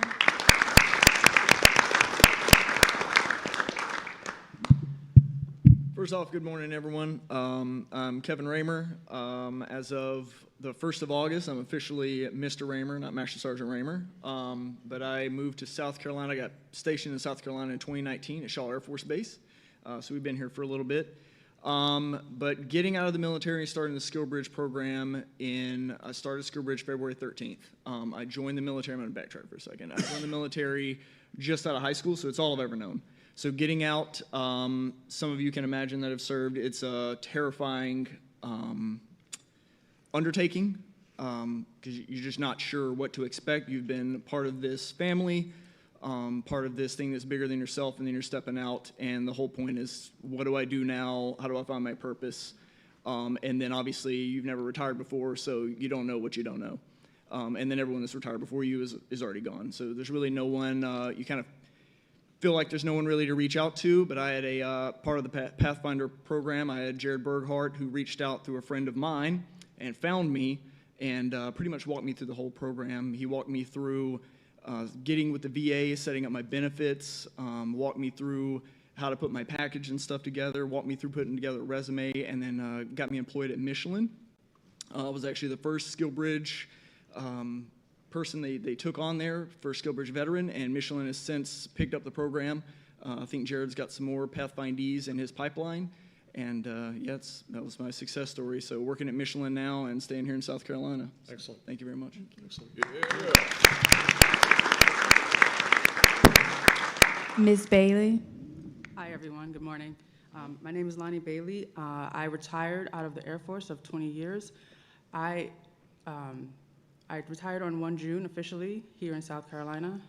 I want to talk a little bit about my story with the Pathfinders because it's a little unique. It's about what you guys already want to attract more people that are not from South Carolina here. So I retired out of Texas, out of Laughlin Air Force Base in Texas, and I was looking for agriculture skill bridge. And I was looking and looking everywhere in Texas, and I couldn't really find anything that fit my needs. But the Project Victory Garden kept coming up on the Skill Bridge page, like 49 different locations kept popping up, and I was like, well, maybe South Carolina is in my cards. Let's see. I started researching the veteran benefits here, and as you know, Texas has some very comparable benefits. They're really good, but South Carolina has a lot as well. And me and my family, we talked about it, and we reached out to the Rudders, and every step of the way, the Rudders were there. They were there to guide us, whether it was like where we're gonna live, what farm we're gonna be on, everything. And now they're even guiding me to Clemson. So I'll be possibly being a student there soon. But they were my Pathfinders and my internship hosts. So I talk to them on a normal basis. Still to this day, I text them if I have any questions or anything.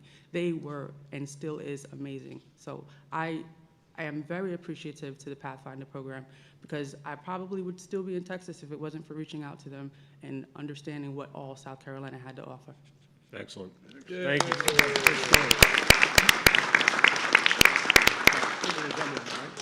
All right, hey, so Governor, you asked before, this is important. So you asked before, there ought to be a system to be able to push a button and get a veteran connected to services. There is. It's called the Combined Arms System. It's used by our Palmetto Pathfinders. So with some risk, we're going to try a live technical demonstration here. Tom Kreiser, who's one of our employees, will work with another veteran, and we're going to walk everybody through how this works in real time, assuming technology cooperates. And if it doesn't, we've got backup slides. But we're going to show you how this works, because this is really important, because what this allows us to do with all these partners in here is it allows a Pathfinder, like these folks here we're talking about, to link a veteran to where they can get services electronically. And then the partner organization will reach back out to them. So Tom, while you're doing this, I'll shut up and let you wow me with your technical capability here. Well, thank you for putting me on the spot, sir. That's right. Good morning, sir. So everything that I'm doing on my phone right now to assist this transitioning service member is on the screen behind me, and God willing, it will stay on the screen behind me. For some reason, if it doesn't, you do have a flip book, which is tab 1, I believe, inside your binders. They've got it. But hopefully it will go through. So for this purpose, I'm going to be the Pathfinder, and then Mr. Jelani Edwards is going to be my transitioning service member that I'm meeting for the first time. Or not the first time, meeting in person for the first time, but I have talked to him on the phone. So Jelani? Hey, good morning. How are you doing? I'm great. How are you? I am great. So I'm going to be transitioning here in the next 90 days. And I'm a field artilleryman by trade, but I don't know about how that's going to relate or translate to the civilian community. Does the VA do anything from a career services perspective? So the South Carolina Department of Veterans Affairs has several partners inside the Veteran Coalition. And what we do is we provide referrals for transitioning service members like yourself to those organizations, and they will reach out to you within 72 hours to help you with your career path or other things that you're after. So you tell me what you're after, and then I will make that referral for you. That's awesome. So I'm looking for something for career services and VA healthcare, because I know from transitioning members that I kind of understand a little bit about it, but I still don't know. Can you help me with that? I can. So here's what I need you to do. I need you to put your email address in this thing right here. Come here closer.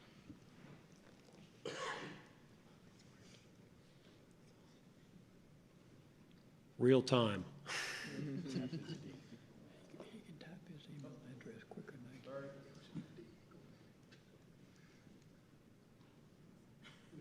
No pressure, Lonnie. It is a smaller phone, but if we turn it sideways, I'm afraid we might lose it. So. Got it. That's why I'm transitioning. Now all South Carolina has your email address. That's good. Okay. So what I'm going to do is I'm going to hit next, and it's going to connect this inside the portal. So I'm going to do a standard check-in inside the Veteran Coalition, which is going to refer you to a specific organization for a specific purpose, okay? Wow, that's awesome. Thank you. I am also going to receive emails on this so that I can follow up with you afterwards to make sure the organization is doing what they have promised us that they will do for you. That's even better. I appreciate that. All right, so I'm going to click next. And you said that one of the first things that you're after is, tell me about it. Yeah, so career services. I'm a field artilleryman by trade. I just don't know how that's going to, there's no artillery, there's no rockets or cannons in the civilian side per se. So how does that translate? Well, there's advancements being made every day. But what we'll do is we're going to refer you to a resource. Let's go with career search and placement, because I think that's going to be something that's going to really help you out. Absolutely. And then within our state organizations, we have a SCDVA, South Carolina Department of Employment and Workforce, and they are going to help look at your career path and see if they can't help set you up with a job. Does that sound good? That sounds great. Okay, so I'm going to click them. I'm going to click next. And I'm going to put in here looking for a, thank goodness for autocorrect, new career. And I'm going to click next. It's going to spin, and it's going to work for us because we're in front of everybody. In real time. In real time. And there it is. You have created a case for Jelani Edwards with SCDVA Career Search and Placements. Be sure to follow up with the client and the organization soon. And this gentleman right here just received that referral in real time as an SCDVA member. So thank you for that. Thank you for letting us know about that.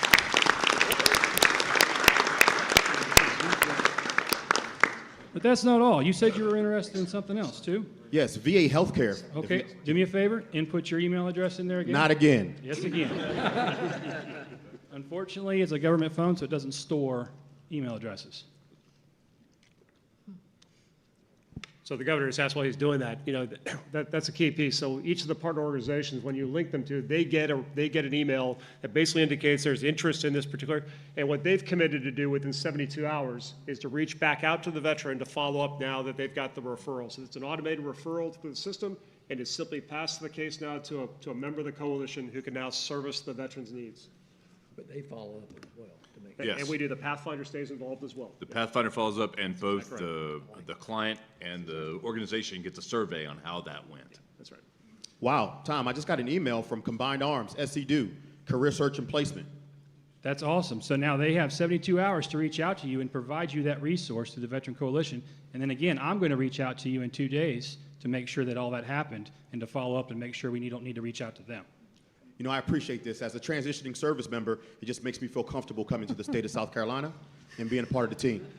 I too, and I have transitioned here. And Well I done. transitioned from Hawaii and came back to South Carolina. I came from Fort Leavenworth, Kansas, right here. That tells you how much the governor speaks about how great this state is. I love Lake Murray, by the way. So last one, though, real quick. What was the other one you were at? VA Health Services. VA, like VA Health Enrollment? Yes, perfect. Okay. So I'm going to go to Health Services. I'm going to look for VA Healthcare Enrollment. And then I'm going to connect you to the Columbia Veterans Affairs Medical Center, the VA Healthcare Enrollment.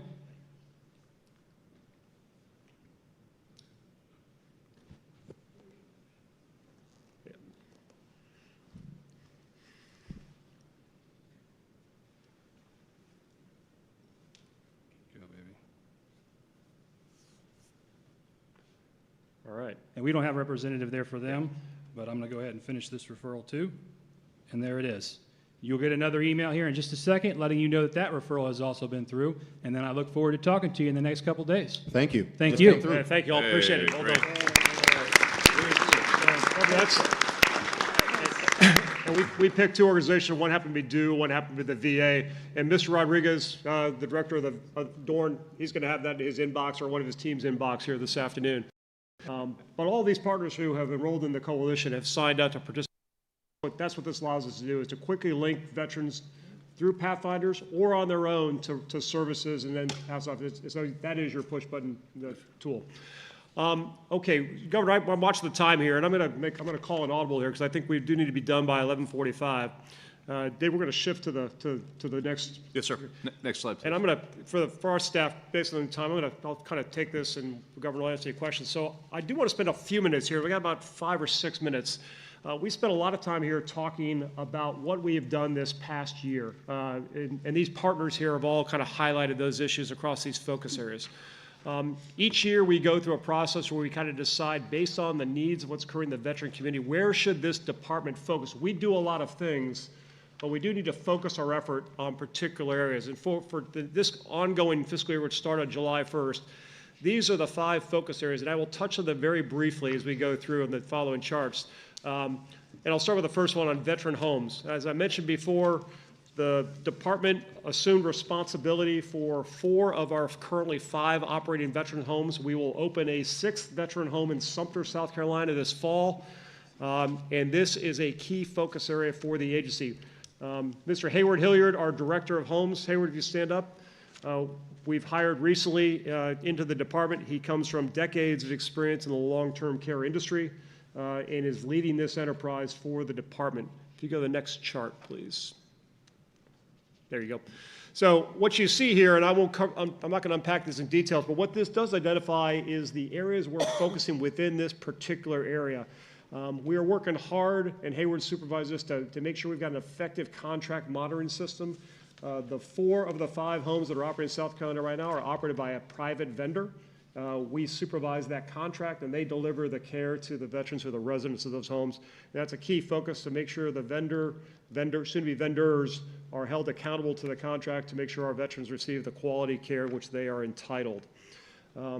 Moving to the right, The homes in the South Carolina and South Carolina ranged in age from being built in 1971 to one that's going to open here in Sumter this year. That's a huge spread of time, and as you can imagine, in older facilities, deferred maintenance and maintenance issue continues to be an issue. We are working hard, both currently with the Department of Mental Health as we work the transition, and with the General Assembly to secure the resources needed to ensure the capital improvements of those homes are updated and we can keep them operational to support veterans' needs. Down in the lower left, I mentioned before that we're in the process that the home in Sumter, which is a beautiful 104-bed facility, will open sometime this fall. We're in the final processes right now of getting that home transferred over to a vendor that's going to operate it, as well as certified with the VA. But if you haven't had the opportunity to see the newer homes, the one in Florence, the one in Gaffney, and the one in Sumter, I really recommend at some point, if any of you have the time, swing by those facilities. They are state-of-the-art, and they are amazing pieces of support for our veterans who are the residents of these facilities. And the older homes as well provide great care, particularly in Anderson and in Walterboro. Those are great homes, but they're showing their age in some areas because they were built a number of years ago. So that's a key focus. And finally, we're going to set the conditions for the final transfer of the home here in Columbia, Stone Pavilion, which has been operating since 1971, and we're spending a lot of time right now working to make sure that's done by 1 July 2025, which is what the law said. So that's focus area 1 for the next fiscal year, for current year 24-25. Next chart, please. Governor, I mentioned before, and this is important, you mentioned up front, the numbers of veterans in South Carolina. Is it 373,000 or 376,000 or 400,000? The short answer is we don't know. And no one else in the country knows exactly either. This is an inexact science. So we are focusing an effort this year to do what we call constituent understanding, to really understand the constituency in South Carolina. Who are our veterans? Where are they located? What are their needs?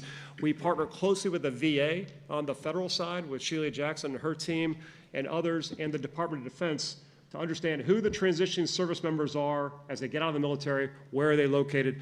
But for a number of reasons, it's difficult to have that information transfer from the federal side to the state side. We are working hard with the VA and others to do that, but we're looking at that as well. We continue to expand the upper right number of veterans enrolled in the coalition, as these gentlemen here highlighted and lady identified here. We also are looking at the lower left, continue to look for opportunities to fund partners. And we have, Governor, as you may be aware, we have a vehicle called the Veteran Trust Fund, which is operated by a set of appointed trustees. I sit on the board as a non-voting member, but the Veteran Trust Fund is a vehicle for all of those looking for a tax-deductible donation at the end of the year. The Veteran Trust Fund is available, and those monies by law are supporting veteran needs, and that board of trustees, working with my staff, identifies grant areas from the Veteran Trust Fund and we were very fortunate the General Assembly provided some monies for that last year to allow that fund to become more effectual. We're working on that hard. And then the final thing in the lower right, and I just see Director Schwedo from DMV as an example here. We're working hard with our other partners in the state government where we can data share on veteran needs. So, for example, I'll use Kevin as an example, not to call you out. So, but to call you out. When I retired from the Army, I went into one of Director Schwedo's DMV offices, and I produced my DD-214, and my driver's license says that I'm a veteran. I voluntarily provided that information, wasn't required to, but the DMV knows that I'm a veteran because I'm in the database. We're working ways to try to understand, because we think we can use that information to help reach out to veterans in South Carolina more effectively to offer services, particularly as they transition. When a service member gets out of the military, one of the first things they do when they come to South Carolina is you get a driver's license. And when that driver's license is in, that's one way that we know there's a veteran here, and we want to be in a position to proactively outreach to them to allow the veteran access to these services. That's focus area number 2. Number 3, please. And I know I'm going through this fast, so I apologize for the speed here. Veteran suicide, I'm sorry, but this one's on Palmetto Pathfinder. The Palmetto Pathfinder program continues to be what I describe as the leading brand for the agency. That, coupled with the South Carolina Veteran Coalition. There are a number of areas here where we are focusing on trying to orient more attention to our transitioning service members, provide Pathfinder services as they transition from the military. We continue to work with Dwight and the county officers here to allow them to have better access to Pathfinders, to extend their reach in their counties. That's a key focus area for us. We have a currently robust, and we want to make it more robust, service provider network. Thicken the connections within the coalition that's represented here. Moving to the right, expanding the Pathfinder program statewide. We still have a number of counties where we don't have a Pathfinder active. That continues to be a target for us. We are purposely recruiting Pathfinders. We are training them. We are employing them. We are sustaining them. And then we're going to recognize them. But they are the, when you've got a small agency like we are, along with working with partners in 46 counties, Pathfinders extend the reach. And they allow us to touch veterans where veterans live and work, and particularly as they transition out of the military, they hopefully can provide that kind of hands-on sponsorship that occurs, that's supposed to occur in the military. It doesn't always work, but that hopefully happens as they transition to civilian life. We are looking at Pathfinders to support more specialized population. For example, why not have a Pathfinder who's an entrepreneur to help a veteran who wants to have skills in entrepreneurship? We're looking to test more specialized focus on Pathfinders. And finally, the Pathfinder program has been funded for the last couple of years through a federal grant process through the VA. The General Assembly was very supportive, and that will transition to state-level funding, which allows us to sustain that program as an enduring program for South Carolina. So we're very appreciative of that. Focus area 4 is, I won't go too much into detail, but I just offer this. Veteran suicide is a really hard problem set. It's hard for everybody involved, and it's a tragic phenomenon. And no one has figured out, I speak for the doctors here, no one's figured out how to solve this problem, but we know a couple things. And one of the things we believe is important is we have to continue to emphasize to South Carolina veterans responsible lethal means ownership, whether it's firearms or medication. So we're basically starting a program this year, and we're going to ask folks to lock it up. Lock up your weapons when you're not using it. Lock up your ammunition when you're not using it. These gentlemen could refer. Research has shown that if you can separate the means from the intent, even momentarily, the probability of a suicide declines. So we're spending a lot of time trying to program efforts to highlight this. Veterans are all professionals. They served in the military. They've got a basis of professionalism. We're going to appeal to their professionalism to lock their weapons and their medications up. And we will continue to work in a number of areas in this one. And finally, the last chart, and then Governor will stop. I mentioned before the criticality of our military installations in South Carolina and South Carolina's key role in its strategic platform. You recently appointed my predecessor, Major General Retired Will Grimsley, as the chair of the Military Base Task Force. The task force has been well led in the past, but what Secretary Grimsley brings to the table is decades of experience at the strategic level and the ability of translating what the task force can do, not only for quality of life for our military family members, which is important, but more critically now to look at how South Carolina supports national security in an era where great power competition is now the norm. And we have to be prepared where the state can understand its role in national security, not only through the bases that exist here, but through the programs that support those bases, resilient power solutions, cyber defense, all these things that are important for national security that the state has a role in, and the military-based task force increasingly will help do this, as well as continuing the effort to advance the causes that Sandy and her team there identified for military children.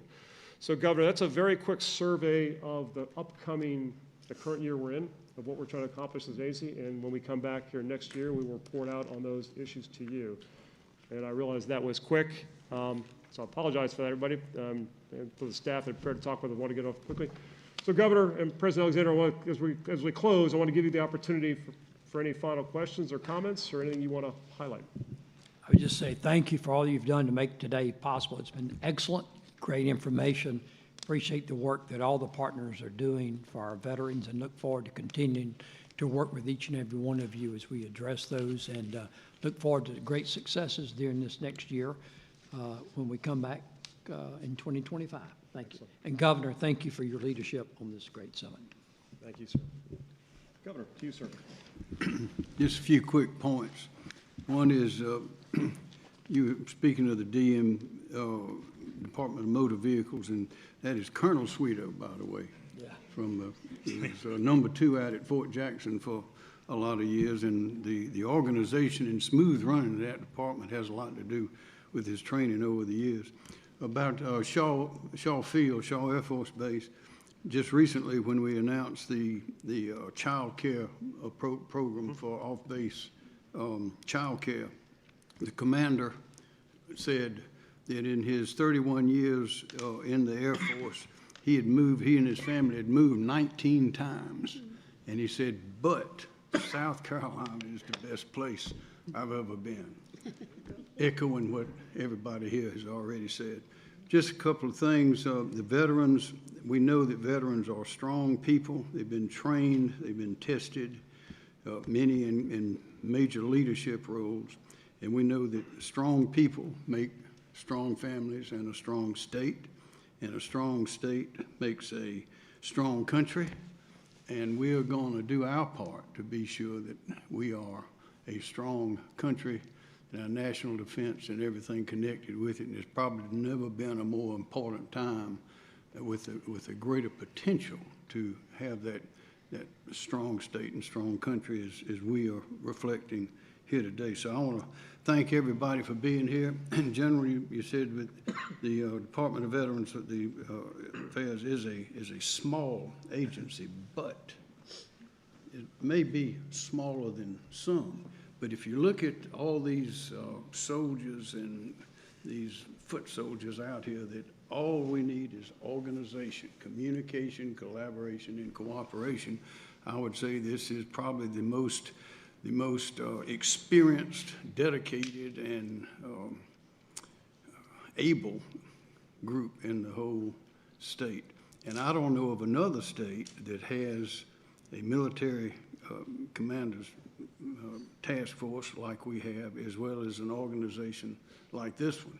So we are, again, I sing the praises of our people every time I get an opportunity. And I want us to be sure to realize the opportunity to take it, and also always be sure that the children know and that how much there is to be proud of in our state, so they'll stay here and they'll work to do the kind of things that we're doing right now. So I want to, on behalf of 5.3 million proud, happy South Carolinians, I want to thank you for what you're doing and going to do. Well, thank you, Governor, President Alexander, Governor. Thank you all, and for members of the General Assembly, thank you all for coming and what you all do for the leadership of our state. And I also want to thank all these partners. You know, Governor, you're absolutely right. These partners here allow us to punch above our weight class, and they do a great job. And so while Lenny didn't get a chance to talk here, they all provide a critical role in support of veterans across South Carolina. We thank you all for that process, and we thank you for your continued collaboration and cooperation with the state. And thank you all for being here. Governor, thank you, sir. Thank you. Ladies and gentlemen, if you could, oh, sorry. Yes. Although that does conclude the event today, I'd ask you to maintain your seats. The Governor and Secretary are going to move it to a press conference, and then I'll say farewell. Thank you, sir.